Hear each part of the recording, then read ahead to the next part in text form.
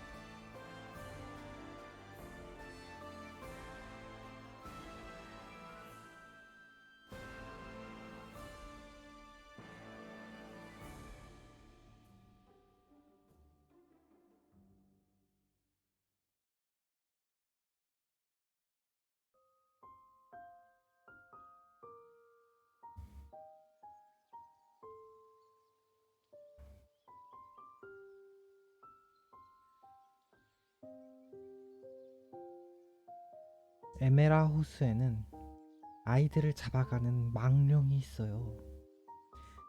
들판의 끝에는 죽은 호수가 있었다. 썩은 수초가 마녀의 머리땀처럼 뒤엉켜 한낮의 태양빛조차 닿지 않는 그늘진 늪이었다. 그곳까지만 가지 않으면 어디든지 돌아다녀도 좋다고 유모는 말했다. 그러니까 에메라 호수 쪽은 금방에도 가면 안 돼요. 밝은 대낮에도 안 되지요. 빨간 눈을 번쩍거리는 망령이 잡아먹을 아이는 없나 하고 살펴보고 있단 말이에요. 금세 대꾸가 없으면 목소리가 커졌다. 아이 참, 듣고 계신 거예요, 도련님? 밤이 되면 저택에서도 보인답니다. 제가 도련님처럼 꼬마였을 때부터 폭풍이 몰아치는 날이면 늘 보았어요. 진내만 가문의 어린 도련님 보리스는 유모가 하는 말을 반신반의했지만 일단 믿기로 했다. 폭풍이 몰아치는 밤마다 저택 밖으로 나가 어둠 속을 뚫어져라 봐도 유모가 말한 빨간 눈은 한 번도 보지 못했지만 말이다. 그 이야기는 유모뿐 아니라 다른 사람들도 특히 늙은 하인들일수록 사실이라고 했기 때문에 아예 거짓말로 치부하기에는 꺼림칙했다. 저택을 맴도는 어둠이 호수의 망령 같은 것뿐이라면 차라리 그런 이야기에 푹 빠져들어도 좋았을 것이다. 보리스는 올해 12살이었다. 어머니가 일찍 돌아가신 것만이 상처라면 상처일 뿐. 기억 속의 어린 시절은 평화로웠다. 두고두고 악몽에 나타날 끔찍한 것을 본 적도 물론 없었다. 그러나 저택에는 실체가 뚜렷한 어둠이 떠돌았다. 그것은 연약한 아이를 짓누른다. 보리스는 그걸 모를 정도로 어리석지도 않았다. 그런 건 네가 생각하지 않아도 되는 일이야, 꼬마 보리스. 머리를 쓰다듬어 주는 형 예프넨의 손길을 느꼈을 때 보리스는 하늘을 올려다봤다. 하늘을 등진 형의 눈동자는 초상화 속 어머니의 드레스처럼 푸르렀다. 그러나 그걸 보는 보리스의 눈은 비를 머금은 하늘 같은 회청색이었다. 형제가 함께 나온 이곳은 진네만 가문의 영지인 롱고르드 들판이었다. 지평선이 풀빛으로 뒤덮이고 웃자란 니들그래스가 끝도 없이 펼쳐진 곳이었다. 조개 반도를 둘러싼 카투나 산맥 밑은 기후가 서늘해 이런 초원이 많았다. 늦여름의 들판에 눕자 머리가 푹 파묻혔다. 풀벌레일까? 뭔가가 날아들어 코끝을 건드리고 있었다. 그러나 그것보다도 오늘따라 유난히 환한 형의 미소가 더 마음에 걸렸다. 왜지? 이런 기분이 드는 것은 그럴 필요는 없는데 정말로. 아니, 형은 늘 밝았다. 수줍음 타는 소녀처럼 잘 웃지도 않는 동생의 손을 붙들고 어디든 다녔다. 어디를 가든 재미있고 우습고 밝은 것만 보여주려고 애썼다. 어쩌다 동생이 소리내어 웃음이라도 터뜨릴라 치면 자기가 더 기뻐서 나오는 웃음을 참지 못하는 형이었다. 훤칠하게 키도 크고 잘생긴 형. 근처 영지의 젊은이들 중 검술 솜씨도 가장 빼어나서 아버지의 자랑거리도 되는 형이었다. 꼬마 보리스가 유일하게 믿고 따르는 사람. 예쁜 앤 진네만.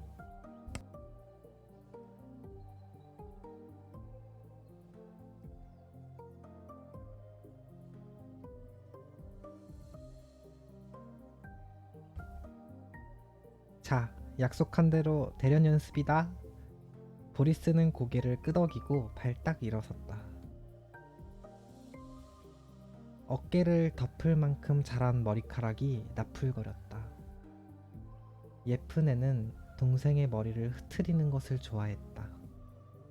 손에 목검을 쥐어주면서 어느새 보리스의 머리꼭지를 까치집처럼 만들어 놓았다.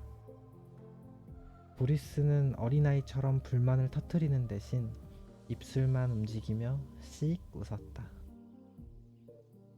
허이 허이, 우리 동생 머리에 알을 낳으면 안 돼요. 형이 있지도 않은 세대를 쫓는 신용을 하자 보리스는 일부러 속아주려는 듯 뒤를 돌아보았다. 그 틈에 형의 목검이 보리스의 옆구리를 슬쩍 찔렀다. 동생이 돌아볼 즈음이면 이미 멀찍이 물러나 있었다. 건들건들 장난스럽게 방어 자세를 잡고 있는 형은 여전히 미소를 띤 얼굴이었다. 보리스는 문득 이상한 것을 느꼈다. 형이 내민 목검을 치려고 쫓아가다가 발을 헛디뎌 무릎을 찢고 다쳤나 싶어 다가온 형을 잽싸게 밀쳐두르고 킬킬거리며 같이 풀밭을 구르면서도 내내 이상한 기분은 가시지 않았다. 언제부터일까? 보리스에겐 종종 이상한 직감이 찾아왔다. 직감이란 내킬 때 발휘되는 능력이 아니지만 가끔은 아주 예민해져서 일종의 예지로도 변했다. 보리스는 검의 기초도 모르는 어린애였고 예쁜 애는 몇 년이나 검술을 수련한 젊은이였으므로 사실 둘은 대련 상대가 되지 않았다. 다만 보리스가 목검을 휘두르는 것을 좋아하니 반사신경을 길러준다는 구실로 함께 들판에서 뒹굴며 놀아주는 것이다. 아버지는 예쁜 애니 동생과 놀기보다 좀 더 엄격하게 검수련을 하길 바랐다. 하지만 이 선량한 젊은이는 제 검술이 향상되는 것보다 동생이 한바탕 깔깔대며 웃는 걸 더 좋아했다. 형제의 아버지 율켄 진네만은 어린아이에 불과한 보리스에게 큰 관심이 없었다. 예쁜 애니 동생을 지극히 사랑하는 것도 아직 미숙하고 감정에 잘 휩쓸릴 나이라 그렇다고 여길 따름이었다. 율켄 진네만의 마음속에서 동생이란 조금도 사랑할 만한 존재가 아니었다. 강도처럼 등 뒤로 다가와 목에 칼이나 들이대진 않을까 다행이랄까. 예쁜 애는 맏아들이다. 윌켄에게는 유일한 믿을 만한 존재였다. 신뢰만이 아니라 전폭적인 기대의 대상이기도 했다. 그런 만큼 그는 예쁜 애 역시 아버지인 자신의 말에 절대적으로 복종해야 한다고 생각했다. 다만 모든 것을 이해하기에는 예쁜 앤도 아직 어리다. 조금 더 자라면 아버지가 뭘 기대하는지 알게 되겠지. 딱! 경쾌한 타격음이 들판을 울렸다. 오랜만에 둘의 목검이 제대로 부딪힌 모양이다. 예쁜 애는 놀란 신용을 하며 몇 발짝 물러났다. 동생이 적극적으로 치고 들어오기를 바라는 것이다. 이번엔 보리스도 발을 헛디디지 않고 빠르게 달려들었다. 형이 가르쳐준 대로 잡은 목검이 무거워 좀 흔들거리기는 했지만 그만하면 괜찮은 자세였다. 왼쪽으로 휘둘러 어깨를 치려고 했다. 형은 맞아줄 듯 하다가 슬쩍 비켰다. 보리스는 오기가 나서 더욱 바짝 다가들었다. 어느새 형이 말해줬던 사정거리를 넘었다. 형의 목검이 보리스의 목을 향해 똑바로 찔러 들어왔다. 피할 새도 없었다. 아! 예쁜 애는 깜짝 놀랐다. 그만큼 동생이 잘했기 때문일까? 순간적으로 몸에 익은 반격이 튀어나왔던 것이다. 목검이라고 해도 끝은 제법 날카로웠다. 보리스의 목에 붉은 자국이 생기더니 곧 피가 방울져 맺혔다. 이런! 목검을 내던진 예쁜 애이 다가와 놀란 동생의 뺨을 감싼다. 한 손으로 등을 쓸어 다독이며 상처를 살펴보니 다행히 심한 것은 아니었다. 맺힌 핏방울이 굵어지다가 이윽고 목덜미를 타고 흘러내렸다. 예쁜 애는 소매로 핏방울을 훔치고 손수건을 꺼내 상처를 눌렀다. 동생의 맥박이 작은 새처럼 두근두근 뛰었다. 놀랐지? 미안하다. 정말 미안해. 형이 실수했어. 다시는 그러지 않을게. 물론 보리스도 놀랐다. 조금 전 형이 든 목검의 속도는 상대가 누구인지 깜빡 잊을 정도로 빨랐으니까. 누군가가 자신을 죽이려 한다는 뜻밖의 공포가 스치고 지나갔다. 그때 두 형제를 부르는 목소리가 들려왔다. 저택 쪽에서 사람이 뛰어오고 있었다. 예쁜 앤 도련님, 보리스 도련님. 보리스를 돌보는 하인이었다. 예쁜 애는 안 그래도 돌아갈 작정이었는데 잘 되었다고 생각하며 보리스의 손을 잡아 끌었다. 그런데 달려오는 하인의 태도가 이상했다. 마치 이리로 오지 말라는 것처럼 손을 내젓고 있었다. 무슨 일이야? 하인은 이윽고 형제 앞에 이르렀다.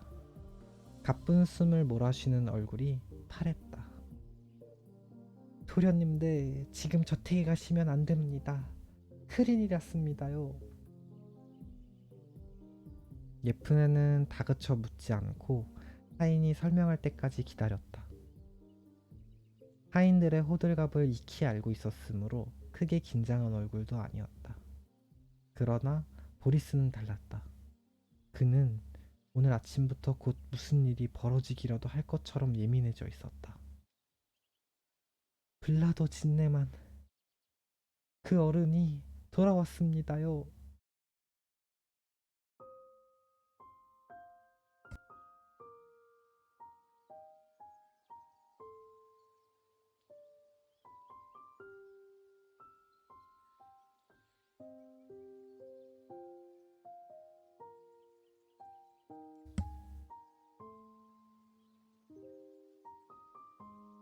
예쁜 애의 얼굴이 싸늘히 굳었다.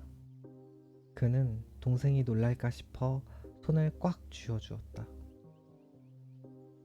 그러나 자기 손이 차가워진 것은 깨닫지 못했다. 그래, 그렇구나. 보리스는 하인의 말이 실감나지 않았다. 흐릿하던 예감이 갑자기 뚜렷해지는 순간마다 찾아오던 오한조차 깨닫지 못했다.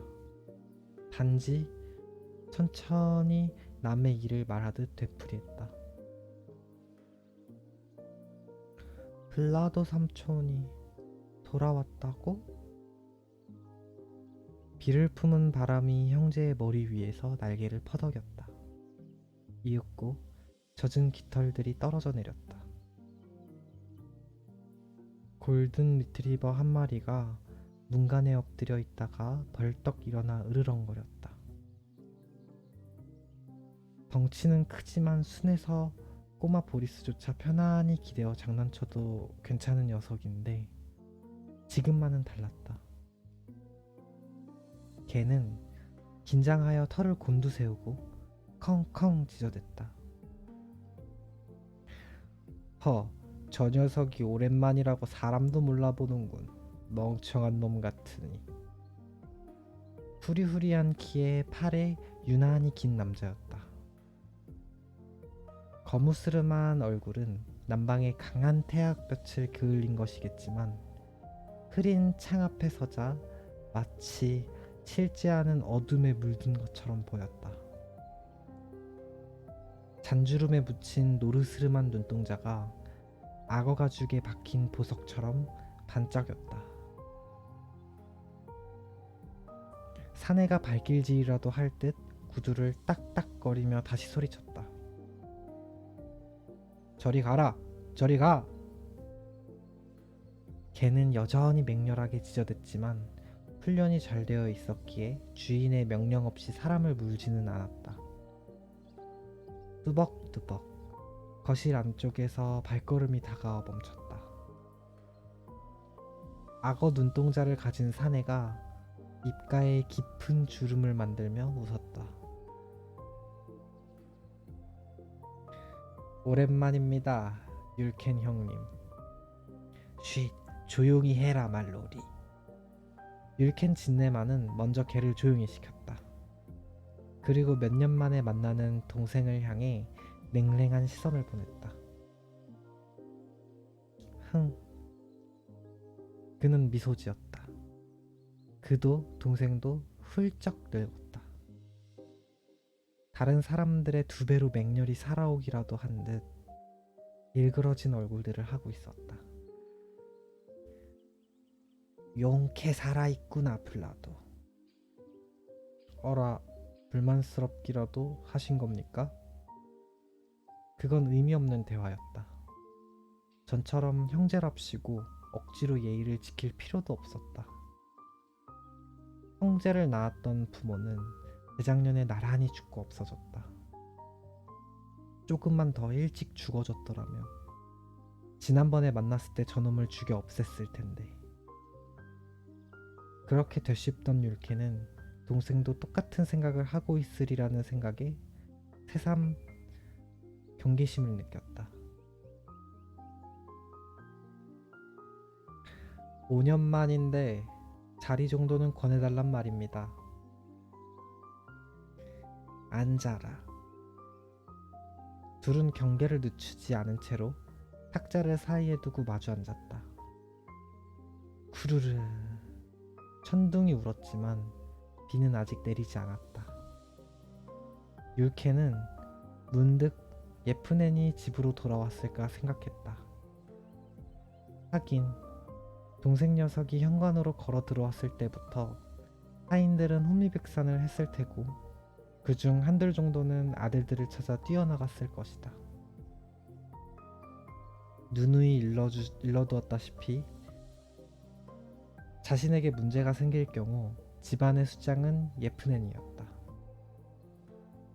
하인들과 병사들이 지금쯤 예프넨을 찾아내어 보호하며 명령을 기다리고 있을 것이다.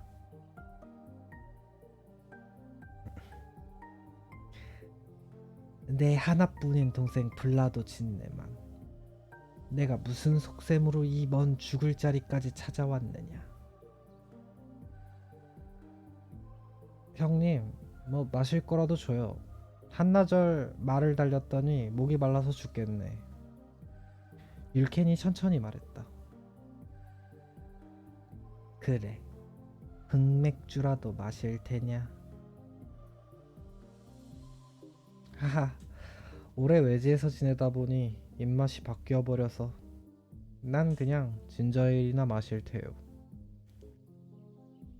진저에일처럼 알코올이 들지 않은 음료는 본래 블라도가 즐기던 것이 아니었다. 그러나 하녀에게 손짓하며 마실 것을 가져오도록 하는 율켄도 동생의 속셈을 모르지 않았다. 언제고 블라도가 결국 돌아오리라는 걸 율켄이 생각하지 않았을 리 없다. 그에 대비해서 블라도가 즐겨 마시는 음료에 독약을 타서 준비해두지 않았으리라는 보장이 어디 있겠는가. 율켄의 왼쪽 입꼬리가 올라갔다. 머리가 희끗희끗해진 형제는 상대방이 자신과 비슷한 표정을 하고 있음을 알았다.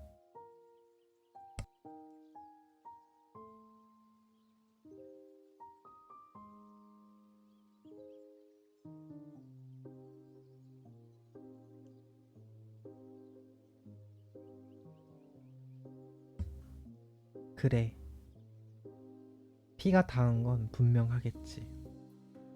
하지만 십수년을 대립해온 사이다. 타협의 여지 따위가 없음은 명백했다. 자신에게 쫓겨난 뒤로 5해나 집을 떠나 있었던 동생이다. 이번엔 무슨 카드를 쥐었기에 제 발로 다시 나타난 것일까? 형제는 진저에일 잔을 각자 입술에 댔다. 그 모습조차 섬뜩할 정도로 닮아 있었다.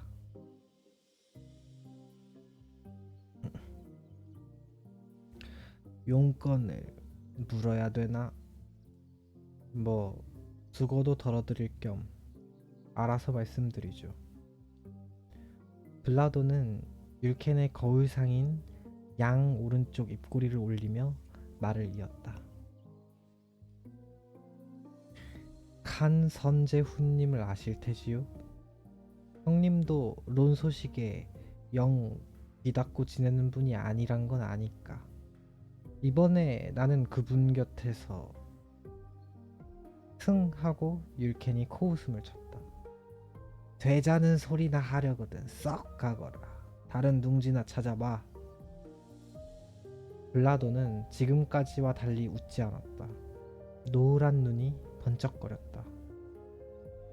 이 둥지는 형 혼자만의 것이 아니잖아.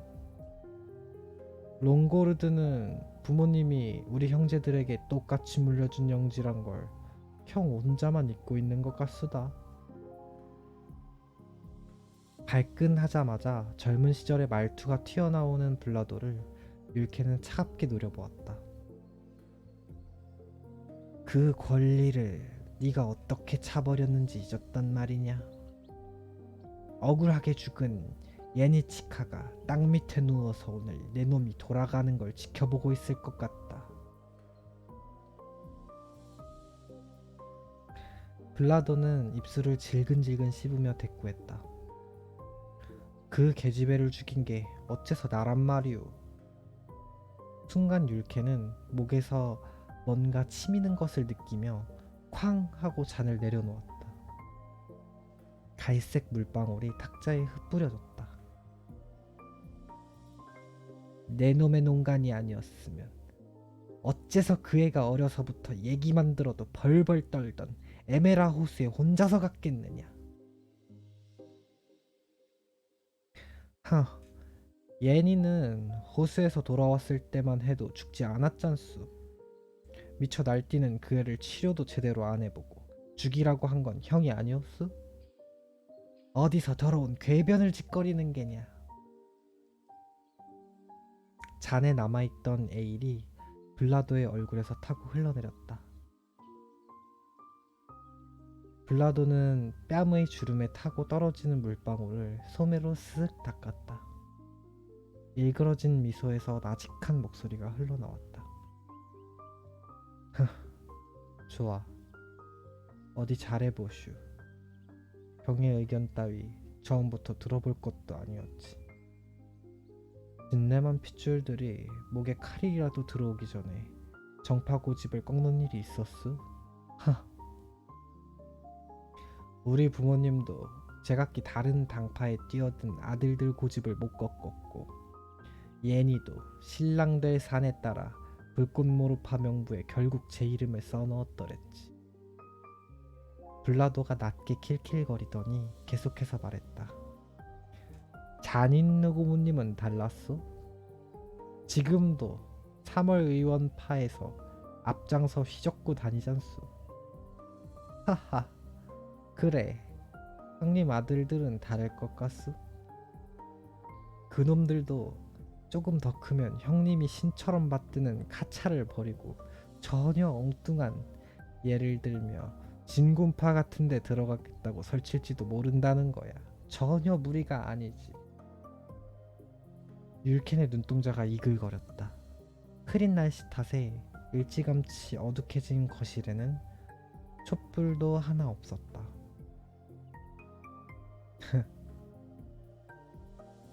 그렇게 세면 한 집안의 당파만 5개야. 5개. 아니, 부모님은 죽어버렸으니까 이젠 4개라고 해야 하나? 율케는 더 대꾸하려 하지 않았다. 나지막하게 말했다. 나가라. 나가드리지.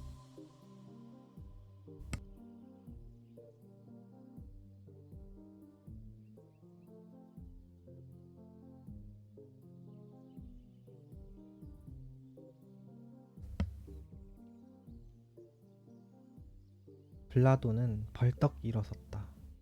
그러나 여전히 비웃음을 문 채 형을 가리킨 손가락을 빙글빙글 돌렸다. 후회하게 될걸? 오늘 내가 형에게 마지막으로 화해를 청하러 왔었다는 걸 잊지 마시란 말이오. 그래, 마지막 기회였다고. 형이 그놈의 윈터바텀 킷을 내놓기만 했다면 난 과거를 모두 잊고 형을 그만 용서하려 했소. 어때? 한 번 더 생각해 볼 테요? 율켄이 씹어뱉듯 중얼거렸다. 내 머리가 두 쪽 나기 전에 그게 내놈 손에 들어갈 일은 없을 거다. 좋은 지적이군. 잘 알았수다. 블라도는 대답을 예상했는지 얼굴의 주름을 한층 드러내며 싱글거렸다. 그러더니 어두워진 율켄의 얼굴을 감상이라도 하려는 것처럼 눈을 가늘게 떴다.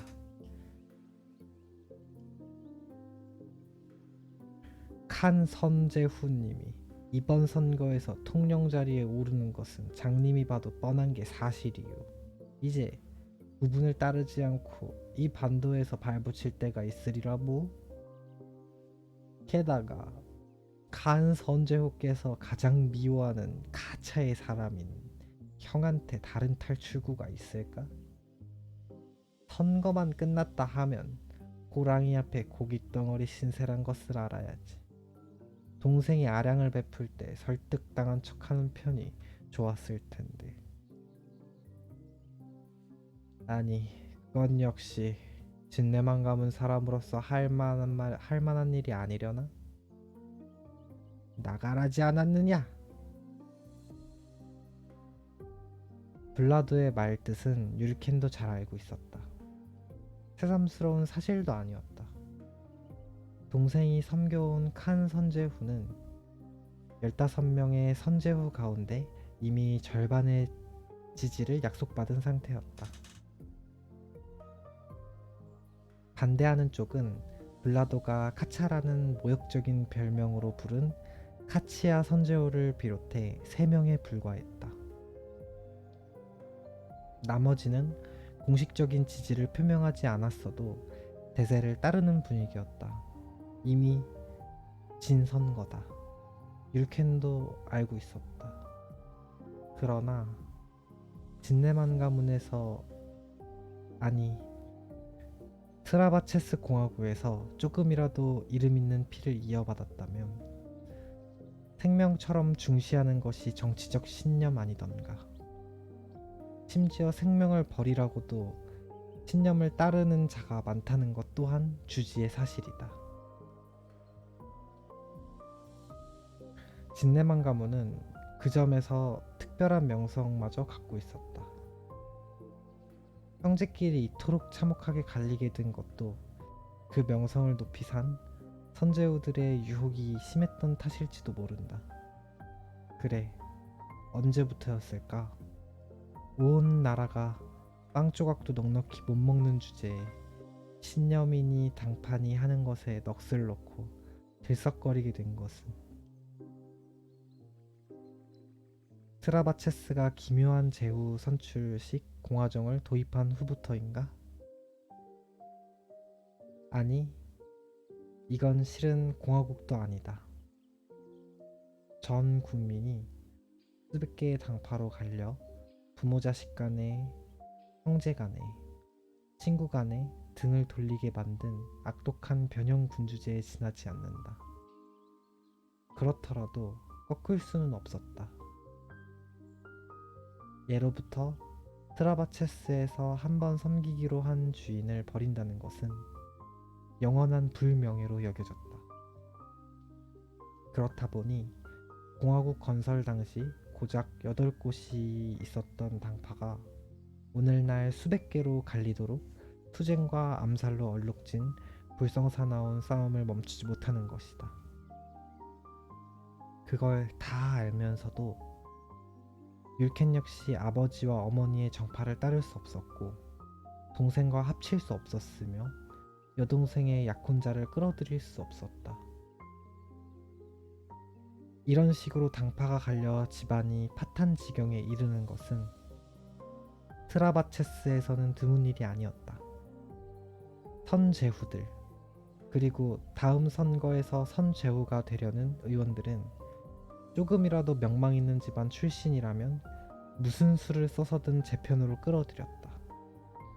그런 뒤에 그자가 혈육을 몰아내고 집안을 차지하도록 공작하기만 하면 한 표가 생겨나는 것이다. 그 과정에서 형과 누이가 갈리고 남편과 아내가 원수가 되며 어머니와 아들이 등을 돌리는 것쯤은 그들의 알 바가 아니었다. 자기 당파가 정권을 쥐는 것, 트라바체스에서 인간으로 태어나 그것 하나만 목표일 뿐.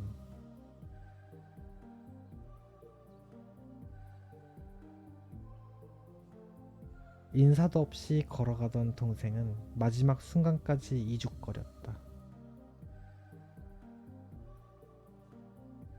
오늘 내 말을 들었으면 둘째가 진내만 집안을 이을 일도 없었을 텐데 안 됐수다. 어디 내가 빼앗아 갈 때까지 모조리 꼭 끌어안고 잘 버텨보슈. 쾅 하고 문이 닫혔다.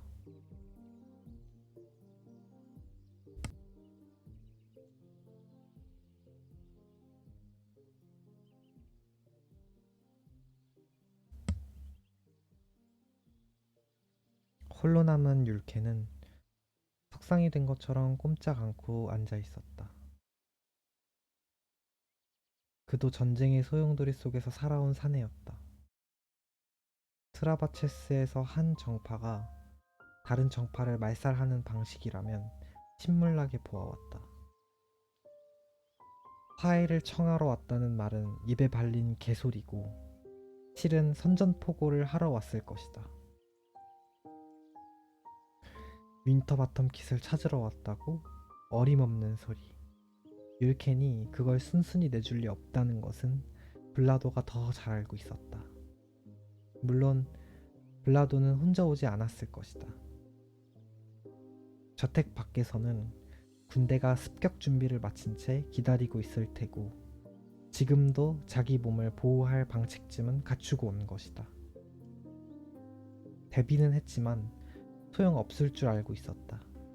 비록 자신이 태어난 곳이지만 이제는 적진과 다름없는 저택에 무심하게 들어올 블라도가 아니었다. 녀석도 저 나이가 되도록 정치판에서 구를 대로 구르고 피맛도 볼 만큼 봤을 테니까. 듀크. 예, 주인님. 거실 벽에 쳐진 커튼 속에서 목소리가 들렸다.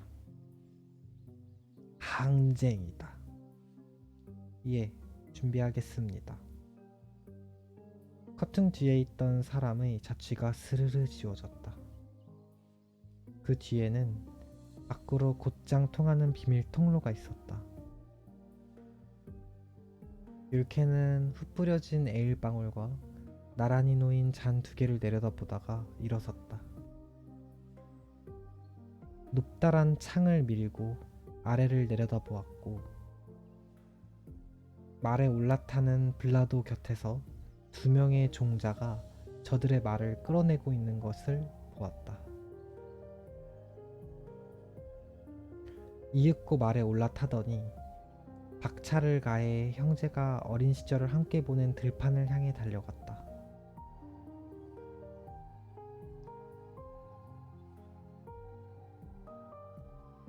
예쁜 애는 서둘렀다.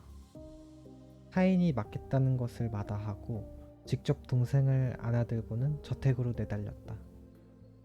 현관에 도착할 무렵 빗발이 거세어지기 시작했다. 아버지는 2층에 계십니다. 조금 전 블라도 삼촌이 탄 말이 들판 너머로 사라지는 것을 보았다. 예쁜 애는 몸이 딱딱하게 굳어진 동생을 내려놓고 다시 물었다. 튤크 집사는 내려왔나? 예, 벌써 연병장으로 나갔습니다. 예쁜 애는 고개를 끄덕였다.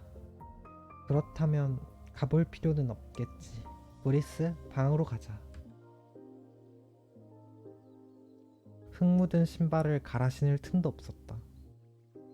말끔하게 닦아놓은 마루와 융단에 풀씨와 진흙이 뭉개졌다. 가로막는 문들을 거칠게 열어젖히며 달려갔다. 침실에 이르자 예쁜 애는 획 돌아서서 문을 닫고 단단히 잠갔다. 보리스를 침대에 앉힌 예쁜 애는 곧장 장롱을 열었다. 잘 접어놓은 옷들을 마구 꺼내 바닥에 내던졌다.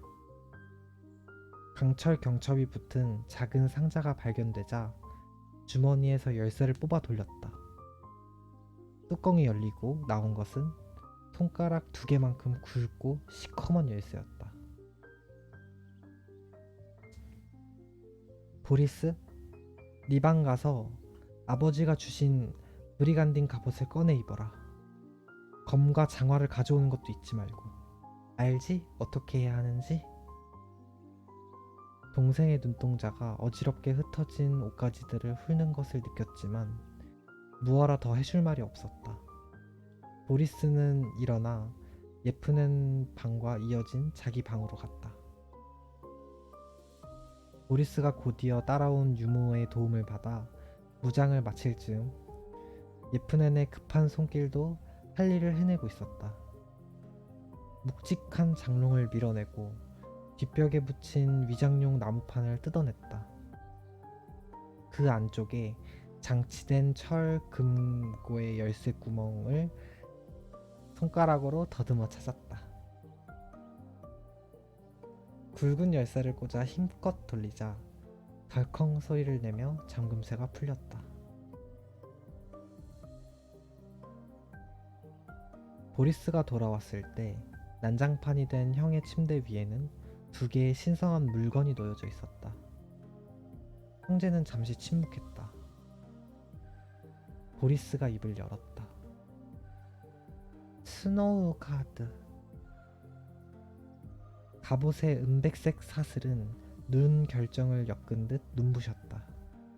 가까이에서 들여다볼수록 황홀한 짜임이었다. 보리스는 그 위에 손을 얹었다. 차갑다가 따뜻해진다. 정말이었다. 열을 빨아들였다가 소멸시켜버린다는 신비로운 힘은 스노우가드의 마력 가운데 가장 널리 알려진 특징이었다.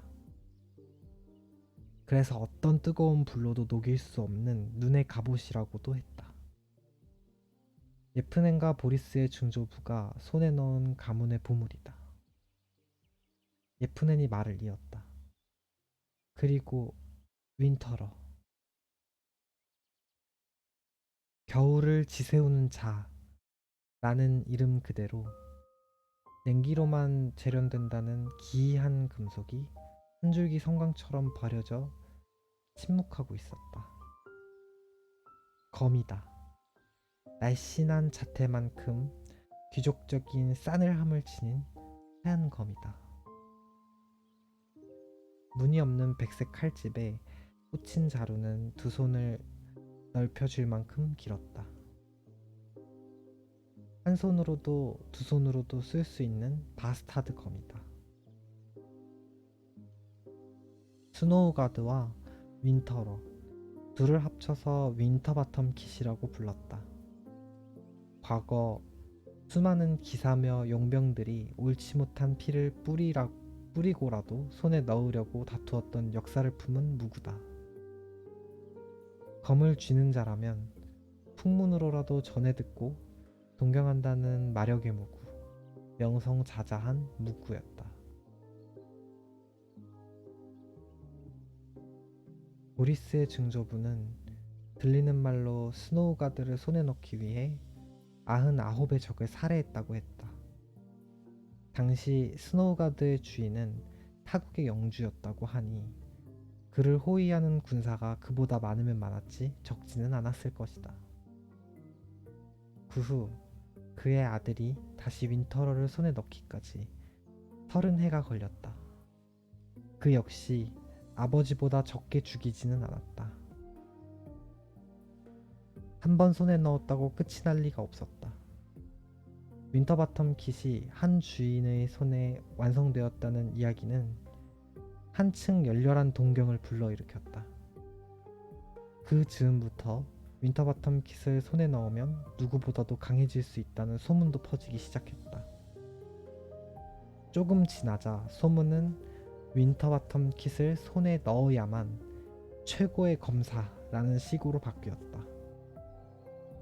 그런 상황에서 어렵사리 손에 넣은 보물을 집요한 도전자들로부터 지켜낸 비결은 단 하나, 모든 도전을 거절하는 것이었다. 윈터바텀 킷으로 무장하고 나와 정정당당히 겨루고 보물을 이긴 자의 전리품으로 하자는 요구들에 보리스의 할아버지는 코웃음도 치지 않았다. 몰래 숨어든 도둑들은 대기하고 있던 사병들에게 잡혀 목이 잘렸다. 당시만 해도 진네만 가문은 트라바체스에서 몇 손가락 안에 꼽히는 당당한 가문이었다. 그러니 1대1 결투가 아니고서 윈터바텀 킷을 빼앗아갈 방법은 없었다. 또한 달리 말하면 아무리 좋다고 해봤자 일개 무구일 뿐이다. 정치 파벌로 그물처럼 엮인 지방 간의 유대를 중시하는 큰 가문들은 검 한 자루, 갑옷 한 벌 따위를 빼짜고 상대 가문을 말살해야만 끝이 나는 소위 항쟁을 벌일 정도로 어리석지 않았다.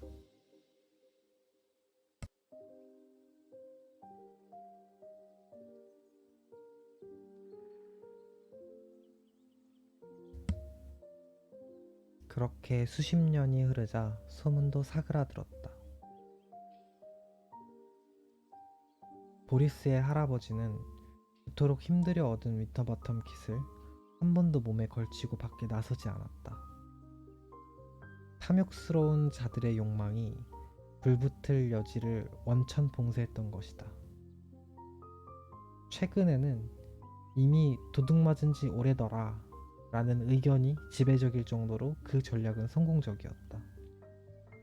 그러나 윈터바텀 킷은 여전히 이렇게 진내만 저택에 존재하고 있었다. 전통대로 두 아들들 손에. 보리스의 할아버지는 윈터바텀 킷을 놓고 아들들이 싸우기를 원치 않았다. 그래서 하나씩 나누어주고 서로 협력하라고 유언했다. 그러나 블라도는 형인 율켄에게 내쫓겼고 당연히 소유권도 빼앗겼다. 이제는 그것을 되찾으려는 마음에 추호도 망설임이 있을 리 없었다. 율켄 역시 두 아들을 두었다. 그러나 그는 죽은 아버지의 생각과는 달랐다. 윈터바텀 킷은 합쳐졌을 때 더 강력한 힘을 발휘한다. 나누는 것은 아무 이점도 없지 않은가. 당연히 가문을 이을 큰 아들에게 둘 다 물려줄 것이다. 12살인 보리스보다 예쁜 애는 8살이나 많았다. 그 정도 나이 차면 동생이 감히 거역하지 못하게 할 수 있을 것이라고 율케는 생각했다. 그러나 예쁜 애의 생각은 또 달랐다. 보리스, 검을 잠시 빌릴게. 겨울의 검 윈터러는 정체모를 재질 때문인지 검의 크기에 비해 꽤 가벼웠다. 그렇더라도 12살 어린아이가 휘두르기엔 벅찼다. 보리스는 가만히 형을 올려다보았다. 율켄이 윈터바텀 킷을 예프넨에게 넘겨준 것은 올해 초. 예프넨이 20살이 되던 때였다. 그날 밤 예프넨은 자기 방으로 보리스를 불렀다. 그러더니 두 가지 물건을 보여주며 어느 쪽이 좋아 보이느냐고 물었다. 보리스는 별 생각 없이 무거운 갑옷보다는 검이 멋진 것 같다고 답했다. 그러자 예프넨은 내가 검을 휘두를 수 있는 나이가 되면 그걸 내게 선물해 주겠다고 했다. 깜짝 놀라는 보리스에게 부드럽게 웃어주며 아무것도 아니라는 듯이. 보리스는 자신이 그 말을 믿었을까 생각해 보았다. 그 후로도 형은 몇 번인가 기회가 닿을 때면 윈터러는 네 거다 라고 말해주었다. 언제부터인지 보리스도 그렇다고 생각했던 것 같다. 그리고 오늘 같은 날 형은 다시 한번 그렇게 말하고 있었다. 문득 보리스는 여전히 그 이름 높은 검을 자신의 것으로 생각해오지 않았다는 것을 깨달았다. 보리스는 항쟁이 무엇인지 모르는 나이가 아니었다. 트라바체스 공화국에서 가문 간 항쟁을 벌이는 일은 제3자가 책임을 묻지 않는 것이 분물률이다.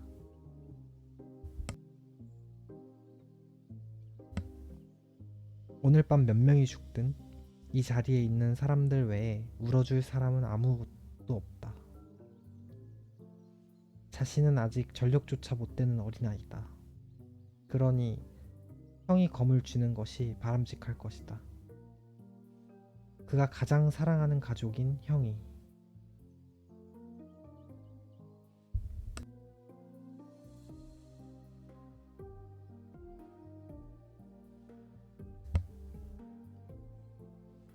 보리스는 고개를 저었다.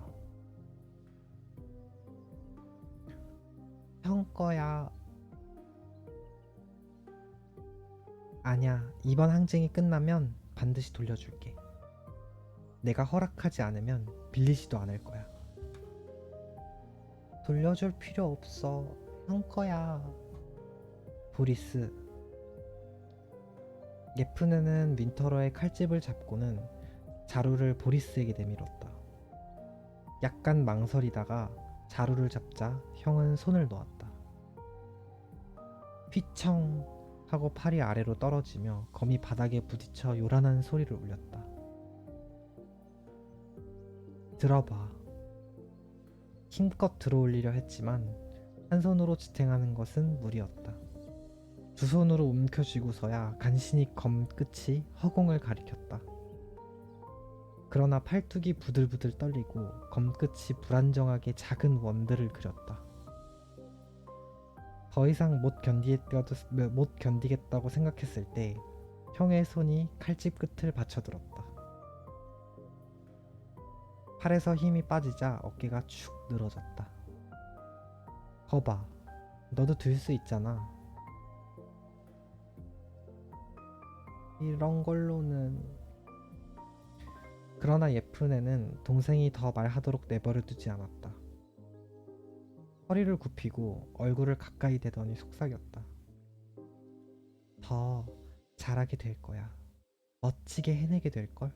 너는 전사니까. 이름 그대로 전사니까. 보리스라는 이름은 전사라는 뜻을 가지고 있다. 하지만 그런 것보다는 형의 따뜻한 입김이 기분 좋다고 생각했다. 그때 다시 한번 이상한 기분이 목덜미를 서늘하게 했다. 자신은 정말로 저 윈터러를 갖게 될 것이다. 결코 원치 않는 방식으로.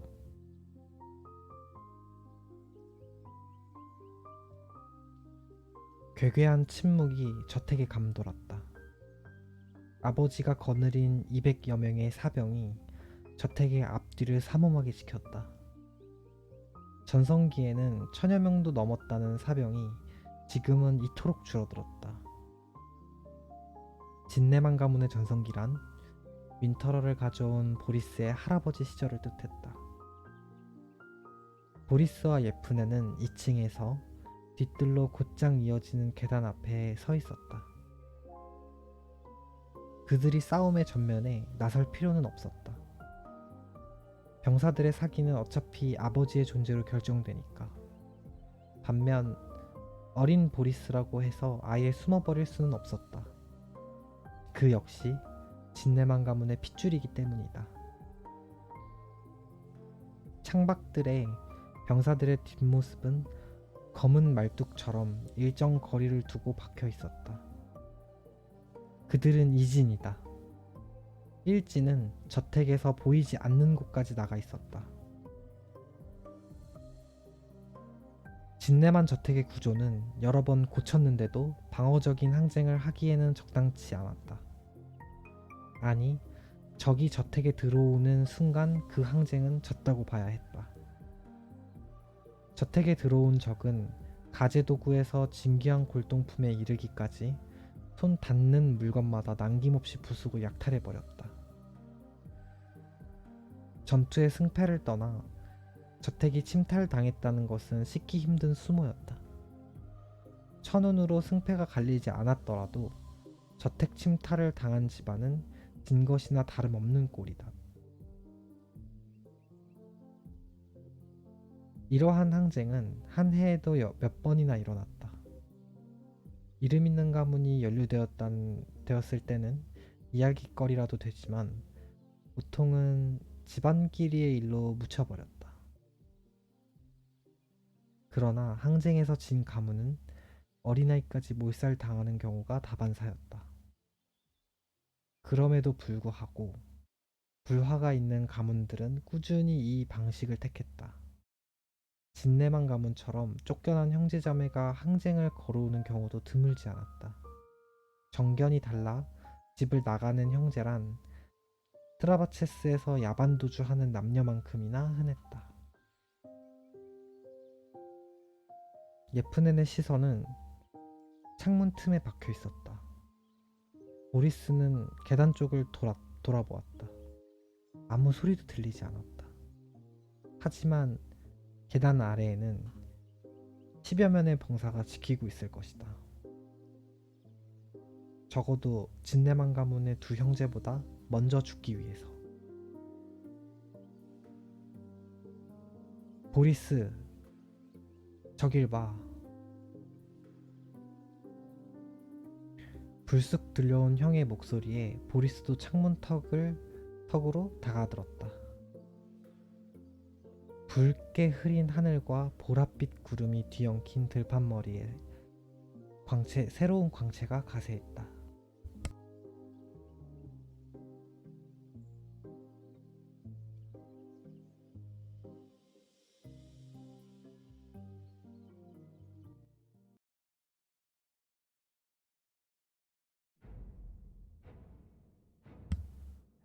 횃불이었다. 시작이다. 늑골 아래를 쿡 찔린 듯한 충격이 올라왔다. 보리스는 잠깐 숨을 멈췄다가 입을 꾹 다물었다. 소리가 먼저 번져왔다. 와. 뜻을 알 수 없는 뭉개진 목소리들이다. 어두워서 아무것도 보이지 않는다고 생각했는데 어느새 온 저택이 타오르는 횃불로 휩싸여 있었다. 얼마나 될까? 500? 1000? 예쁜 애는 입술을 깨물며 아버지가 마지막으로 한 말을 되새겨 보았다. 사태가 불리하거든. 너는 윈터바텀 킷을 가지고 저택을 빠져나가라. 미리 일러둔 그 방향으로. 아버지는 보리스 이야기를 하지 않았다. 어떻게 되든 상관없다는 것일까? 하지만 예쁜 애에게 있어서는 보리스가 우선이었다. 혼자라면 어둠을 뚫고 달아날 자신은 있었다. 그러나 첫째로 아버지를 두고 가야 한다는 고통, 둘째로 동생을 안전하게 데려가야 한다는 책임감이 발목을 잡았다. 동시에 여하한 이유로든 윈터바텀 킷을 삼촌에게 빼앗겨서는 안 된다. 또래보다 유능한 젊은이라고 해도 예쁜 애는 20살. 그만한 짐을 한꺼번에 짊어지는 것은 벅찼다. 그러나 그렇게 길러진 탓일까? 그는 자신이 짊어진 짐이 부당하다고 느끼지 않았다. 단지 아직 그만한 능력을 못 갖춘 스스로를 자책할 뿐이었다. 오늘 이 자리에서 피를 뿌리게 될 병사들의 운명도 떠올랐다.